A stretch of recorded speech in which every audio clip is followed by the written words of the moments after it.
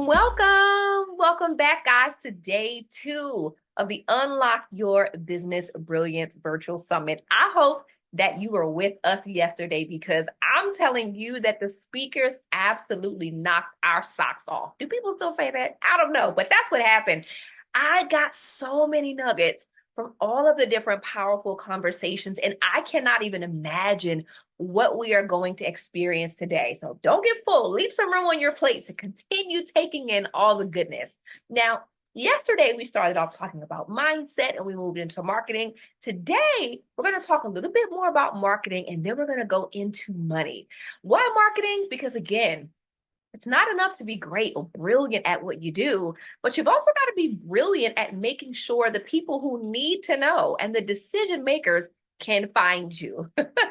And then lastly, money, because it's important that you understand how to attract it, how to steward it, and how to leverage it properly to grow your business. And so the conversations that are coming our way today are really going to show us how to grow in our marketing and how to grow in our money. Now, I don't want you to forget in your excitement that all of this goodness is still just a sample of what you would experience if you join us in person for Baltimore BizCon, January 26th and 27th.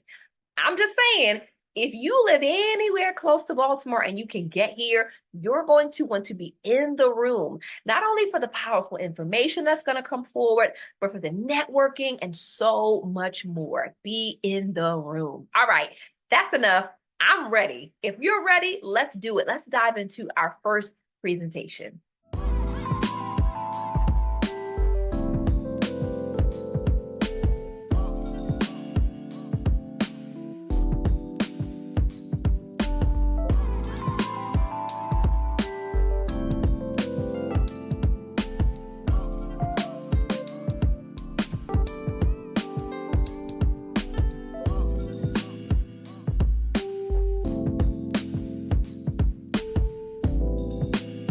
Ever feel like you are a boss, a powerhouse? You are at the top of your game. You got the degrees and to match, but yet as an entrepreneur, sometimes you feel like the best kept secret. You know your stuff, but it feels like the rest of the timeline doesn't. Or you're showing up consistently, posting, and you are engaging. But then when you take a look at who's actually responding, is your mom, your aunt, your cousins, and not your signature clients. What's up, everyone? My name is Sha-nel. I work with coaches, agency owners, powerhouses who recognize that they might be the best kept secret in their industry and want to tap into more of their dream clients through social media by leveraging the power of savvy. And I do that specifically with high ticket messaging, client attraction strategies, and social media techniques.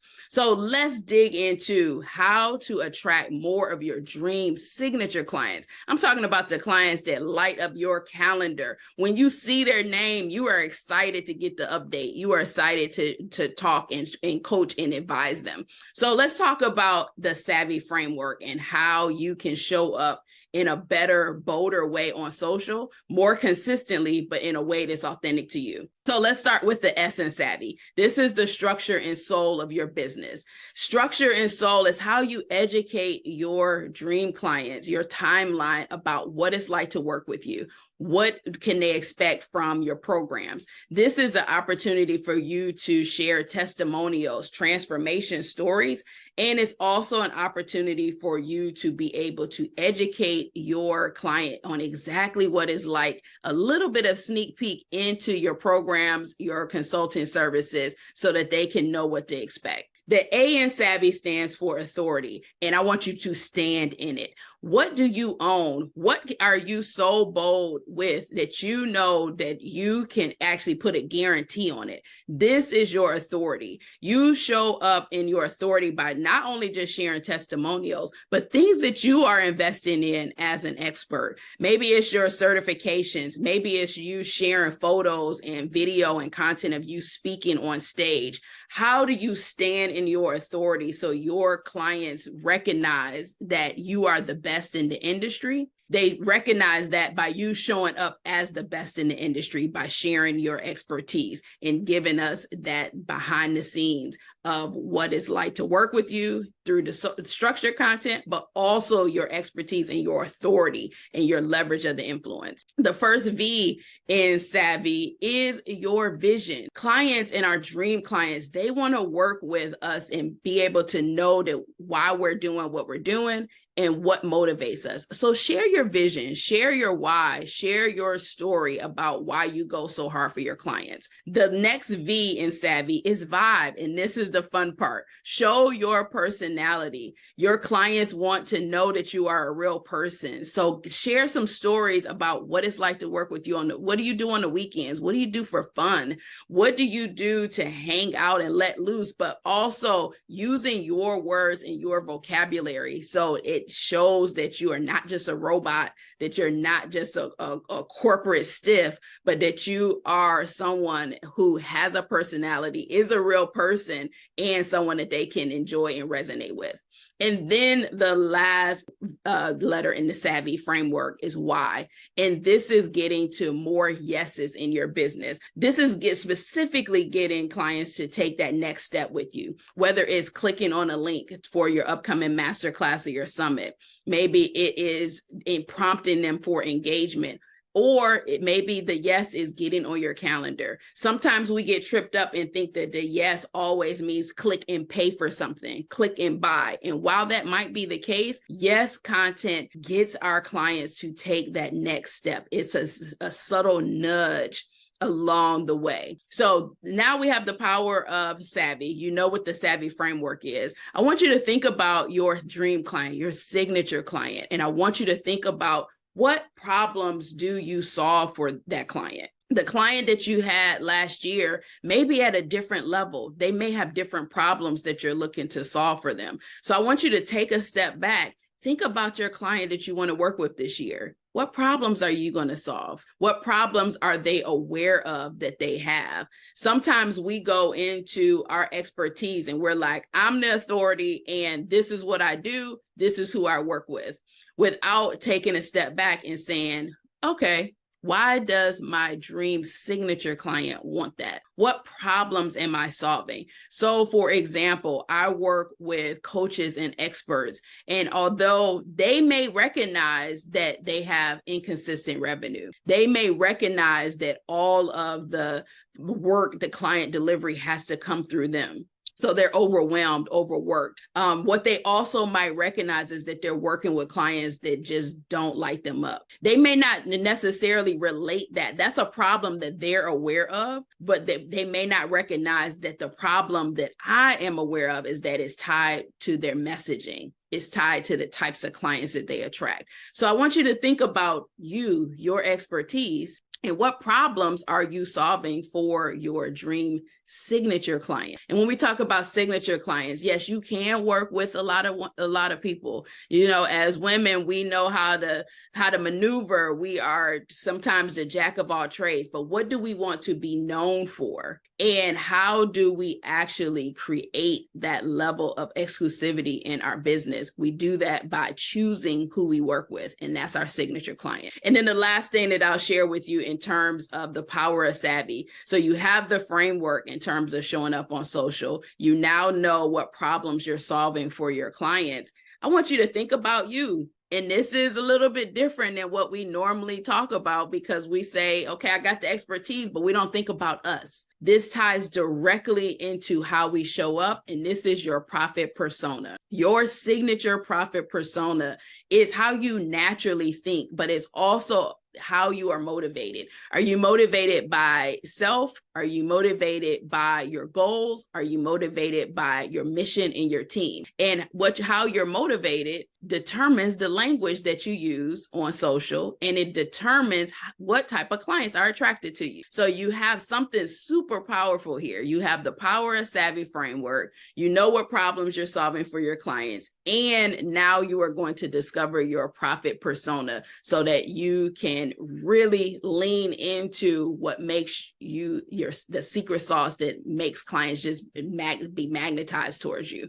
So head to firesavvy.net/persona, and Fire Savvy is spelled with an Y. In just 7 minutes, you are going to access your profit persona. You're going to discover your secret sauce on what makes clients just resonate with you and get drawn to you like a magnet. But then also I threw in a few bonuses as well, like power words to use in your social media that you can literally start using as soon as today, as well as social media captions, because we want to be active, engaged, and show up like the superstar that we are on social. So have an awesome rest of the day, and I cannot wait to see you online, shining like a star.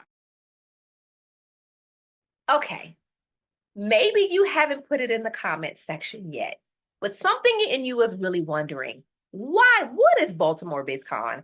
And why? Like, why should I consider, virtual, I can just pull up on my computer, but why should I even consider coming and being in the room? Well, I'm glad that you asked that question.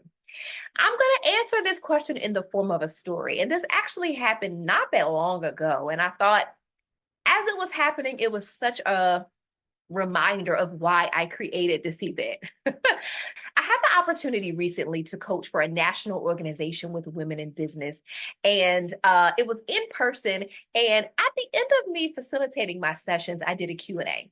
So there was a woman that was sitting on my right. And it was very clear throughout the dialogue that her business was a bit in emergency mode. And so we get to the Q&A and she raises her hand first and she asks a question. And I tell her, listen, this area right here is emergent. Like, this is an emergency. And I really, really think that you need to address this. So I gave her a resource to get started. Well, one of the women across the table, who was being very well-intentioned, said, oh, also go to YouTube and you can check out this. And I said to her, well, that's a great resource, but can I tell you something? At the level of emergency she's in, she actually just needs to go to see a professional. I said, if your roof was leaking everywhere, would you go on YouTube and Google how to stop the leak, or would you call in a professional? And she went, oh yeah, I'd call in a professional. I said, exactly. I said, based on what she has shared today, her business is at that place of emergency. And this is not a DIY, Google, YouTube it. She needs to call in a professional. So the woman over here asked a question, and it was the question. She said, well, how would she know that it was that bad? And you want to know what I told her? You're not going to know on your own. So you don't want me to say that, but that's the truth. You're not going to know on your own. It's like that little nagging pain that you feel, but when you go to the doctor, an expert is able to speak into you and go, oh, here's what's going on. I'm going to give you another perspective on that. Not only someone who's an expert, but also in community, the areas that you cannot see, we call them blind spots, we are able to see. There's something on the middle of my back right now and I can't see it. But if I'm in a circle and I'm surrounded by my sisters, they can tell me what they see. Well, you have blind spots in your business right now. You cannot see them. It doesn't matter what angle and how you turn, you cannot see them, but we can. And so when you situate yourself in community, something that might not seem like a big deal, whether to the positive or to the negative, we can look at it and go, oh, did you know this is amazing. Do more of this. Or, hey, if you don't fix that, that's going to be a big, big issue. And that is the reason that I created this event, because I knew that Baltimore women in business needed a space, a safe place to come together, to be nurtured, to be educated, to get resources, to be poured into, and really build the healthy, thriving businesses that we desire and deserve. And there are just some things we're not going to get on alone. And guess what? There are some things we're not going to get virtually. We have to come together in a room and create beautiful, powerful synergy. And that's what this room is. It's created and specifically hosted in January because I want you to get the resources, the education, the relationships, and everything you need to have the very best year in business ever. So if you're anywhere near the Baltimore area, I want to implore you to get in this room because I know that something that's going to be said on the stage, somebody in the vendor expo hall, something that's going to be said during the pitch competition you get to watch, something that happens that moment, or even someone you meet just in the hallway is going to change the trajectory of your year in business. So go ahead to BaltimoreBizCon.com and grab your tickets. And I can't wait to see you in the room.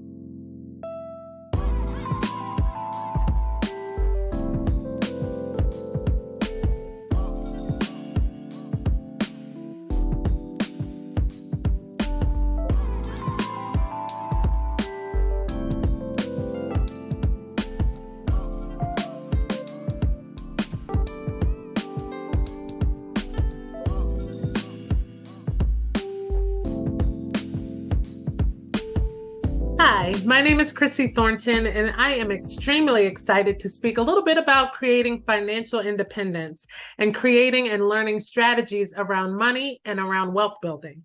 Like many people, I was somebody who was told, go to school, get good grades, do very well, graduate, get your education, and that those things were going to be the key to being successful in life. So when I entered the workplace, I was probably like many of you, very disappointed to find out that despite having obtained all of that education, all of that school, I found myself in the field that I had chosen pretty much struggling.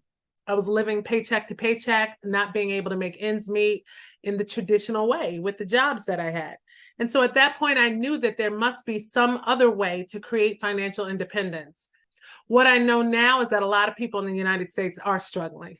You see older people having to go back into the workforce to work very low paying, what we would think are menial jobs, because they have not been set up to retire, because a lot of us have not been taught and have not tapped into wealth building strategies. I heard a mentor say at one point that you set yourself up for your financial future in your 20s. For your 80s. So that means what you do in your 20s, when you're 20 years old, will determine how financially set and independent you can be in your 80s. But unfortunately, a lot of us are not privy to the information. We're not taught about how to establish multiple streams of income, how to become successful investors, and how to grow the money that we already have. It's very much common for us to learn how to make more money by working harder. We're taught very early to exchange more time for money, but not how to grow the money that we already have. So today I'm going to talk a little bit about cash flow quadrants. And you might be asking, what qualifies me to do so? I've been a student of Robert Kiyosaki and his Rich Dad platform for some time, and he trains extensively on the quadrants. I'm also someone who has existed in each of the 4 quadrants at some point in my life. I'm somebody who's committed to establishing not just financial independence for my family and my children's children, but to help other people to have access to information about different wealth building strategies, to learn the new rules around how money moves on the earth and how you can access some of that. I feel called to help people change their mindset around entrepreneurship, around building businesses, and around adding streams of income so that each of us can ultimately live more abundantly. Like I mentioned, I went to school, right into the workforce, and I found myself in the first quadrant. I found myself in a job. The first quadrant really speaks to having what we call employee mindset. Now, there's absolutely nothing wrong with having a job. I have a job. I currently lead a major nonprofit organization, and I'm very happy with my job because what it provides for me are many of the things that I need: benefits, retirement, income to sustain myself and my household. But when you're in a job, again, what you tend to have is that employee mindset. And that means that people who have employee mindset and only employee mindset tend to be in a situation of comfort. These are people who might not be willing to take a whole lot of risks because you're comfortable. And you've learned the mindset that when you go to work and when you do what they tell you to do, they are going to pay you. But it works also in that when you don't go to work and when you don't show up and when you don't do what they tell you to do, they don't pay you. So while we look toward a job as having stability, most of us do not have stability when a job is our only thing. when it's our only source of income. And that's because most of us are one situation a lot of times from being fired, let go, laid off.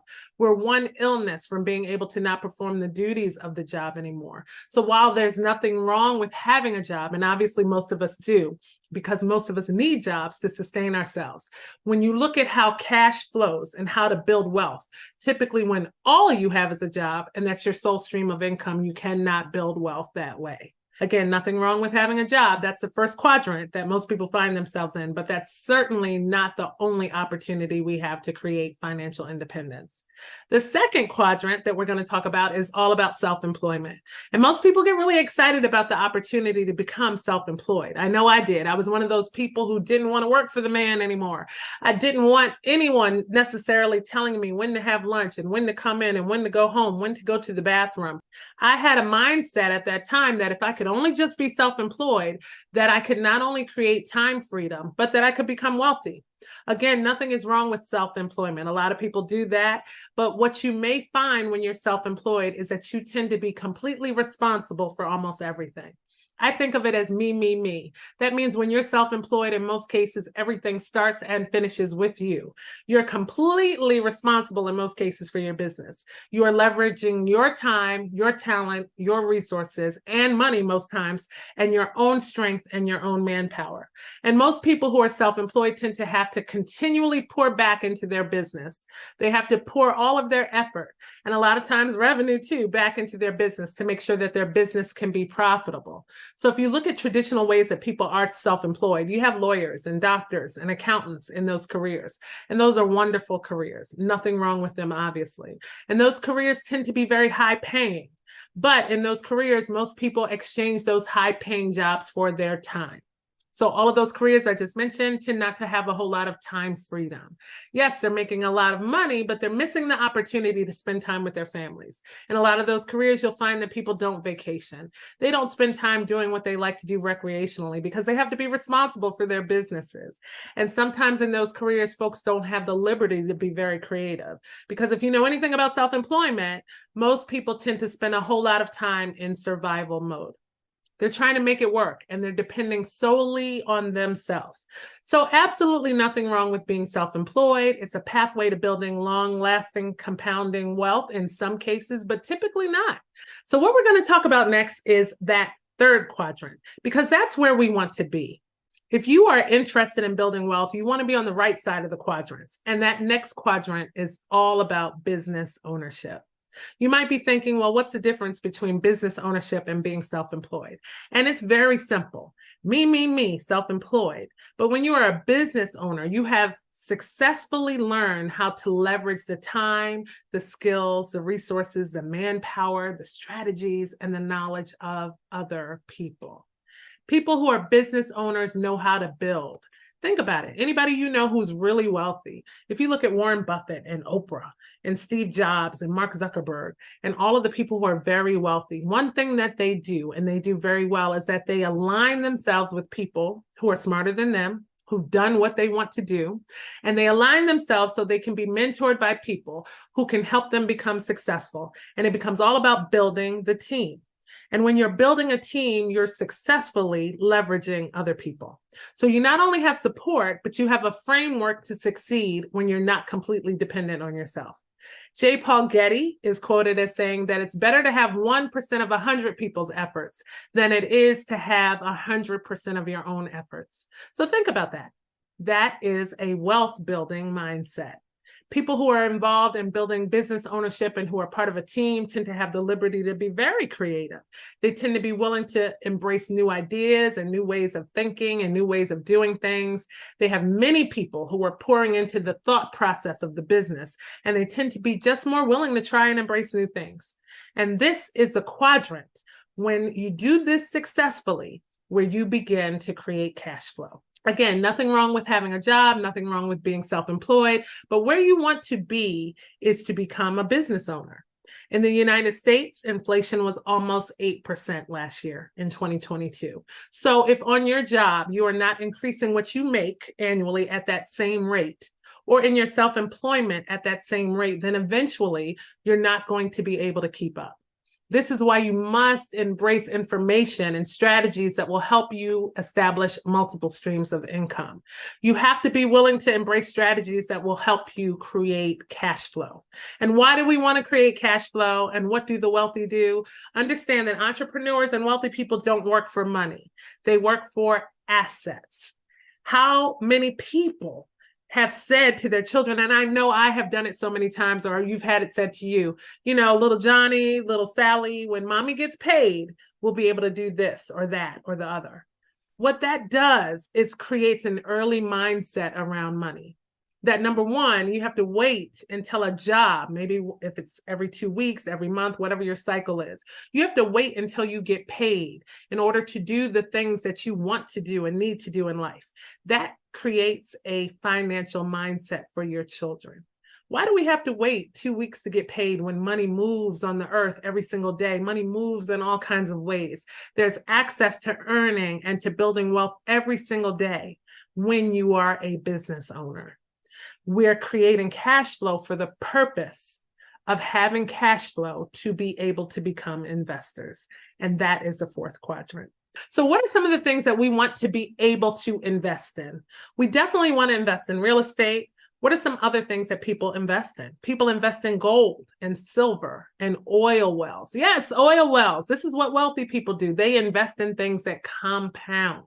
Wealthy people don't live off of the principal. Wealthy people live off of their interest and they save the principal. But in order to do that, you have to have cash flow. And then you have to make really great investment decisions. Stocks, bonds, and the exchange of foreign currency, all are investment vehicles that people are using to make their mark. So when the job goes away or the self-employment goes under for whatever reason, you have other things in motion. You have other people in place to help shore you up and to make sure that you can live in abundance. Because I guarantee you that we are not meant to live on the 40-40-40 plan, to work 40 hours a week for 40 years to retire on 40% of our income. Best wishes.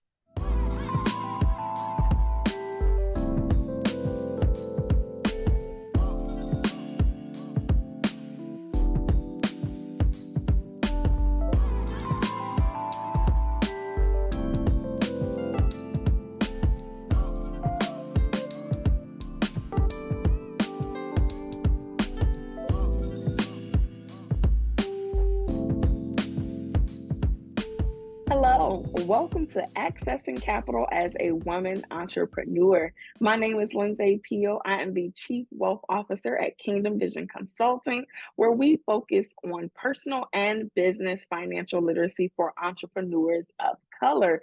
Today, we are going to teach you how to access capital, what types of capital are available to you and your business, and what are some things you should expect to know from your lender. The first step to making sure that we can secure the capital that we need to grow our businesses is to make sure that you are intentional about your personal credit worthiness. Are you familiar with the 5 C's of credit? Character, capacity, collateral, capital, and conditions. They're extremely important as an entrepreneur when you are looking to get funding for your business. Normally, when you own at least 25% more interest in your business, you as that entrepreneur will be used as a personal guarantor for that business. And of course, they are going to pull your personal credit. The stronger your personal credit is, the higher your opportunity is for you to get approved for that loan, line of credit, credit card, or whatever that lending tool and product is that you're looking to obtain. One thing that I always say is super important is to make sure that you're very mindful of your credit utilization. The rule of thumb is 30%. If you have any revolving lines that are over 30%, please make sure that you try to pay those down and be intentional before you start to apply. You can always pull a free credit report from www.annualcreditreport.com. Once you've made sure that you've reviewed your personal credit, you feel confident in how you present yourself to a potential lender, now it's time to make sure that you are verifying your business profile. Do you have a legal entity? And is that entity in good standing with your state? Do you have an appropriate name? Has that been filed? Do you have an appropriate address that is not your home address, preferably? Do you have a website or at least a landing page so that when lenders go and search for you and your business, they can find you? Do you have an appropriate email address for your business, and preferably an email address where you have purchased your domain? For example, instead of your email address being abcinfo@gmail, I'd recommend purchasing your domain. Show them that you are invested by having abcinfo@abcinfo.com or info@abcinfo.com. Let them know that you are serious about building your business. Make sure that you understand your NAICS and your SIC code. If you don't have them, you can simply Google NAICS and you will be able to select your business industry and you will be assigned an industry code. It is super important that you know that in advance, just in case you're operating a business within an industry that a lender would prefer not to lend to. You want to know that in advance to avoid any disappointment. You want to make sure that you absolutely have a federal tax ID number, or an EIN is what we call it. And you want to have that in advance so that when you're applying for business capital, we will be able to use your EIN. Yes, they will still pull your personal credit, but at least the credit account will be able to be opened using your EIN. And make sure that you have a separate business bank account. Don't just have the business bank account just to say that we have it, but we still commingle funds. You're paying your personal bills from the business account. Although the business income may be taking care of you, make sure that you're creating a separation within your accounts, having personal accounts to take care of your personal transactions and your business accounts to take care of your business transactions. Once you're able to confirm that you have a nice, solid business profile, you feel strong, you feel confident with how you show up on paper, now it's time to start building your vendor relationships. If you currently have any vendors that you're already working with, I definitely recommend picking up the phone and giving them a phone call to see if they offer any types of vendor credit relationships, any trade lines, or any net 30 or net 60 accounts. These relationships will start to help you build your business profile. It is super, super important. And once you establish these accounts, please be intentional to pay your bills on time, but preferably pay them a little early. That magic number is 5. You have a long list of vendors that you can choose from. This is just a short list: Uline, Granger, HD Supply, Zorro, Shirtsy, a few that I'm sure that you might have already seen before. Always start with vendors that you use, and if the vendors that you do not use extend that opportunity to you and your business, then make sure that we're finding others that can fill that need for us. Business lending types. Another very important part about applying for any type of business capital is understanding what type of capital do you need. Are you interested in a trade line with a particular supplier? Do you need a credit card? If you do need a credit card, what types of credit cards are you interested in? Are we looking at rewards cards, or are we looking at cards that may give us a longer period of time with a 0% interest rate? It's very important to do your due diligence and your homework on your business and where you're going so that you know what type of credit to access. You have lines of credit, you have micro loans, unsecured term loans, equipment loans, secured lending options. And if you're in the medical field, they have medical practice loans as well. If you're interested, there are amazing opportunities accessing SBA loans. It's important to know that the SBA does not fund you, particularly themselves. You have to still work with a lending institution that is SBA certified, okay? They have 7A loans that go up to 5 million. They have 7A Express that goes up to 500,000. You can access a 504 loan that goes up to 5 million. And the SBA also have micro loans, which go up to $50,000.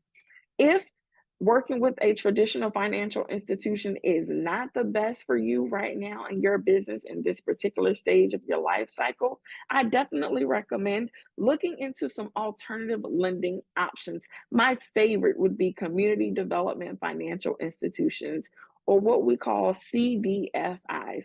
These are usually nonprofit organizations that are funded by big banks, foundations, and other philanthropists to make sure that we have lending organizations in our communities. CDFIs not only provide you with access to capital, but they also provide you with free technical assistance, one-on-one coaching, workshops, webinars, everything that you will need to start building the foundation for a sustainable business. You can also access fintech firms. These are financial technology organizations where usually everything is done mostly online. You have crowd lending organizations such as Kiva, Kickstarter, that can also help you fund your business. A lot of times your alternative lending options, their restrictions are a little bit lighter than your typical banking organizations. It's very important to understand what types of lending products are out there, but also the types of lenders that are available to you. Most people may ask, well, Lyndsae, what can I use this funding for? There are a number of reasons and purposes for you to use capital. One is startup costs for your inventory, real estate purchases, renovation costs, debt consolidation, equipment and machinery, potential payroll, ongoing inventory, working capital. There are a number of reasons and ways that we can use business funding. I promise you, once you start using OPM, aka other people's money, to start growing and building your business, you will want to talk to any and every lender that you come across. A couple of things to be mindful of. Lending institutions, they will want to see a personal financial statement. Yes, that homework that I had you to do in the beginning, most of your lenders are going to look for that. Your last 2 to 3 years tax returns, making sure that your entity is in good standing, your business financial statements, the income statement, your balance sheet, your profit and loss statement. Some lenders may also want bank statements, a business plan, potential co-signers, 1 to 3 year projections, depending on how much funding you're looking for and depending on what type of funding will definitely be able to help you decide those factors that your lender will be looking for. Some of them may want you to be very intentional about what you're asking. What type of business industry are you in? What are your business revenues? If you have any supporting income, and most importantly, your ability to repay. It is super, super, super important. Once you start building your business credit, it's also important for you to monitor your business credit. You have reporting agencies for your business with Experian, Dun & Bradstreet, and Equifax. It's important to know that your business credit score will look a little bit differently than your personal credit score. With your business credit score, it's usually anywhere from 0 to 100, while your personal credit score may be anywhere from 300 to 850. There is a difference. You can monitor your business credit at www.nav.com. I would love to support you on your journey. Make sure that you follow us at Kingdom Vision Consult on Instagram, Facebook, and LinkedIn. You can shoot us an email at info@kingdomvisionconsult.com. Okay, maybe you haven't put it in the comment section yet, but something in you is really wondering, what is Baltimore BizCon? And why? Like, why should I consider, virtual, I can just pull up on my computer, but why should I even consider coming and being in the room? Well, I'm glad that you asked that question. I'm going to answer this question in the form of a story. And this actually happened not that long ago. And I thought, as it was happening, it was such a reminder of why I created this event. I had the opportunity recently to coach for a national organization with women in business, and it was in person. And at the end of me facilitating my sessions, I did a Q&A. So there was a woman that was sitting on my right, and it was very clear throughout the dialogue that her business was a bit in emergency mode. And so we get to the Q&A, and she raises her hand first and she asks a question. And I tell her, listen, this area right here is emergent. Like, this is an emergency, and I really, really think that you need to address this. So I gave her a resource to get started. Well, one of the women across the table, who was being very well intentioned, said, "Oh, also go to YouTube and you can check out this." And I said to her, "Well, that's a great resource, but can I tell you something? At the level of emergency she's in, she actually just needs to go to see a professional." I said, "If your roof was leaking everywhere, would you go on YouTube and Google how to stop the leak, or would you call in a professional?" And she went, "Oh yeah, I'd call in a professional." I said, "Exactly." I said, based on what she has shared today, her business is at that place of emergency. And this is not a DIY, Google, YouTube it. She needs to call in a professional. So the woman over here asked a question, and it was the question. She said, "Well, how would she know that it was that bad?" And you want to know what I told her? You're not going to know on your own. So you don't want me to say that, but that's the truth. You're not going to know on your own. It's like that little nagging pain that you feel, but when you go to the doctor, an expert is able to speak into you and go, "Oh, here's what's going on." I'm going to give you another perspective on that. Not only someone who's an expert, but also in community, the areas that you cannot see, we call them blind spots, we are able to see. There's something on the middle of my back right now, and I can't see it. But if I'm in a circle and I'm surrounded by my sisters, they can tell me what they see. Well, you have blind spots in your business right now. You cannot see them. It doesn't matter what angle and how you turn, you cannot see them, but we can. And so when you situate yourself in community, something that might not seem like a big deal, whether to the positive or to the negative, we can look at it and go, "Oh, did you know this? This is amazing. Do more of this." Or, hey, if you don't fix that, that's going to be a big, big issue. And that is the reason that I created this event, because I knew that Baltimore women in business needed a space, a safe place to come together, to be nurtured, to be educated, to get resources, to be poured into, and really build the healthy, thriving businesses that we desire and deserve.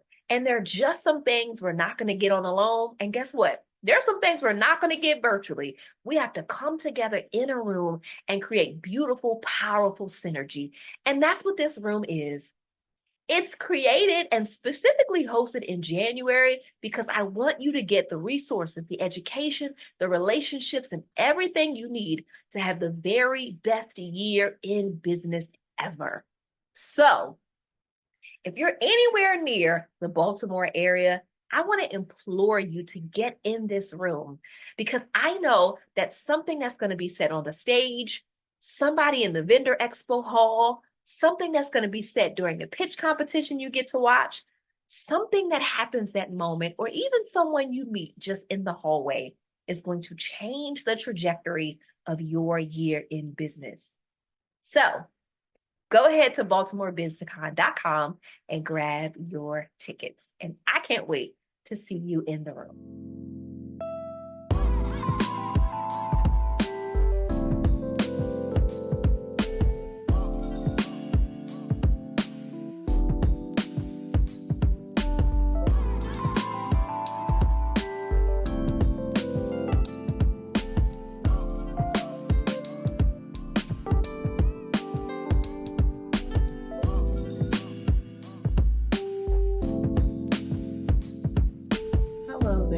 My name is Sha-nel Simmons. I'm the founder and CEO of No Tax and Financial Solutions, and I wanted to share with you today some of the key components of what it will take to experience longevity, sustainable longevity in your business. And the reason I decided to explore this topic is because one of the things I always say is how you start is not how you're going to continue when it comes to your business.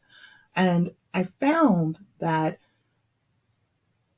of businesses, of any 10 businesses that start at any given time, most businesses, the average business, according to the U.S. Small Business Administration, will only exist for 8.5 years. 8.5 years.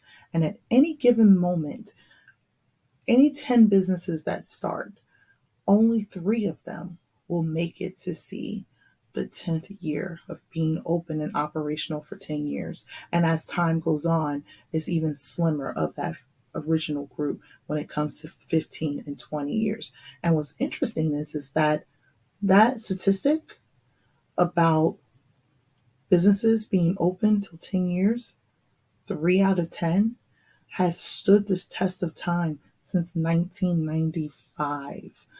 So I wanted to get more into that and try to see, what we can do to shift the narrative of that so more businesses not only just start, but will remain, right? And I thought about why. Why is it important to try to stay in business past 10 years? Well, one of the things I always hear in conversations with fellow entrepreneurs is they want to generate generational wealth. Well, so it can happen one of two ways, right? If your end game is that you're going to sell your business, that could be a key factor as to why some of these businesses don't remain open past 10 years. And it could be another reason why the statistic is on average 8.5 years, 8.5 years of longevity is the average, and that only 3 out of 10 will make it to 10 years, right? If the end game is that you're going to sell your business. But it sounds to me, when I'm talking to most entrepreneurs, that the end game is to actually keep the business and to have something to pass down to their children and their children's children. And if that's the case, you're going to want to try to do what needs to be done to stay in business for longer than 10 years. Another reason why you may be interested in keeping your business open for a longer period of time is because, just like you wanted to pass down to to the next generation, to your heirs, to your children, to your nieces, or your nephews, or whomever that you decide to pass it on to, ultimately it's an income generating asset. That's how you have to start looking at your business. It's no longer just, something that, it makes me proud. It's an income generating asset that sustained well, and of course, eventually thriving well. It can be something that you can always depend upon and adding to your overall wealth portfolio, right? Next, it's a horizontal opportunity generator, right? It's not only about generational wealth. If you want to, you can now become a collaborator with your peers and fellow colleagues. You now can employ other people. You now can be a benefactor to your community at large by giving to charities, by being instrumental in the economic changes in your neighborhoods, in your state, region, country, and even the world. So it's a way to have an impact within this lifetime, not just also looking down to the next generation, right? But regardless of whether you decide, to give over to the next generation, give off to the side, or just keep it as an income generating asset for yourself, ultimately, it's also a part of your own legacy, right? It's something to be able to say you've had something that sustained the test of time and it was here for 10 years or more, not only creating money, but creating the impact and being the solution to your clients and to those that you serve. So there's multiple reasons to want to keep it open, but there's also 4 key factors as to why it's so hard to reach that benchmark.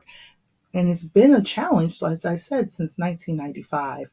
And those 4 obstacles have, to this day, it's still lack of funding and capital and resources to stay in business as far as cash flow.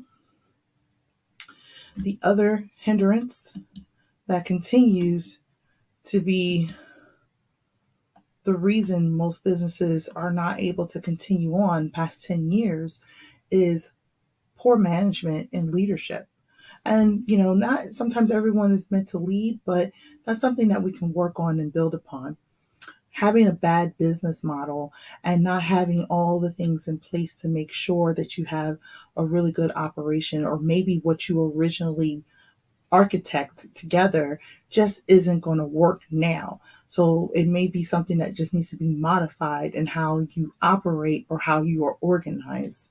And lastly, unsuccessful marketing. You could have marketing in place, but if it's not something that's resonating with those who are willing to buy and the stakeholders of what it is that you've put together, then it's literally throwing spaghetti at the wall.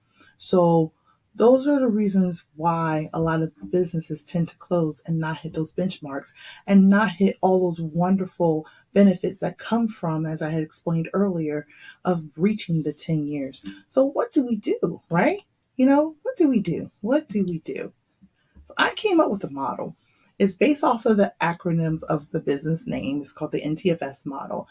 And basically, I believe that in order to be able to continue in business, a business must have number knowledge.